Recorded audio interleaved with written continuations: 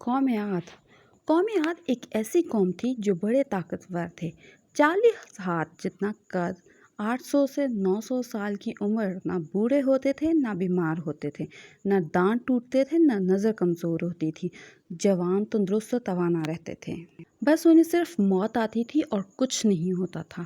ان کی طرف اللہ تعالیٰ نے حضرت ہود علیہ السلام کو بھیجا۔ انہوں نے ایک اللہ کی دعوت دی، اللہ کی پکڑ سے ڈرایا، مگر وہ بولے، اے ہود، ہمارے خداؤں نے تیری عقل خراب کر دی ہے، جا جا اپنے نفل پڑھ، ہمیں نہ ڈرا، ہمیں نہ ٹوک، تیرے کہنے پر ہم کیا اپنے باپ دادا کا چال چلن چھوڑ دیں گے؟ عقل خراب ہو گئی ہے تیری، اگر تیرے کہنے پر چلیں تو ہم تو بھوکے مر جائیں۔ انہوں نے شرک و ظلم اور گناہوں کے طوفان سے اللہ کو للکارا، تکبر اور غرور میں بدمست ہو کے بولے، کوئی ہے ہم سے زیادہ طاقتور تو لاؤ نا، ہمیں کس سے ڈراتے ہو؟ اللہ نے قحط بھیجا، بھوک لگی، سارا غلہ کھا گئے، مال مویشی کھا گئے، حرام پر آ گئے، چوہوں، بلی، کتے کھا گئے، سانپ کھا گئے، درخت گرا کر اس کے پتے کھا گئے۔ بھوک نہ مٹی، نہ بارش ہوئی، نہ قطرہ گرا، نہ غلہ اگا۔ پھر تنگ آ کر اپنا ایک وفد بیت اللہ بھیجا۔ ان کا دستور تھا جب مصیبت آتی تو اوپر والے کو پکار اٹھتے، جب دور ہو جاتی تو اپنے بتوں کو پوجنے لگتے۔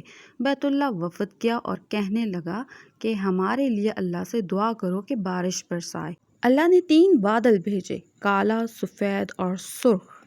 اللہ تعالیٰ نے فرمایا، ان میں سے ایک کا انتخاب کرو۔ بس انہوں نے آپس میں مشورہ کیا کہ سرخ میں تو ہوا ہوتی ہے، سفید خالی ہوتا ہے، کالے میں پانی ہوتا ہے، کالا مانگو۔ اللہ تعالیٰ نے فرمایا، واپس پہنچو، بادل بھیجتا ہوں۔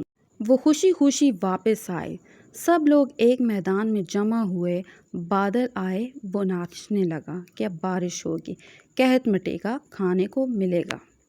کیا پتا تھا کہ وہ بارش نہیں، اللہ کا عذاب ہے، جو تم ہود سے کہتے تھے کہ لے آ، جس سے ہم کو ڈراتا ہے۔ اس بادل میں ایسی تند و تیز ہوا تھی کہ جس نے ان کو اٹھا مارا، ان کے گھر اکھاڑ دیے۔ 60 ہاتھ کے قد اور لوگ تنکوں کی طرح اڑ رہے تھے۔ ہوا ان کے سروں کو ٹکراتی تھی، اتنے زور سے ٹکراتی کہ ان کے بھیجے نکل نکل کر منہ پر لٹک گئے۔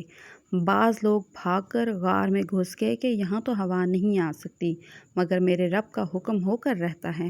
ہوا غار میں بگولے کی طرح داخل ہوتی اور ان کو باہر اٹھا اٹھا کر پھینک دیتی۔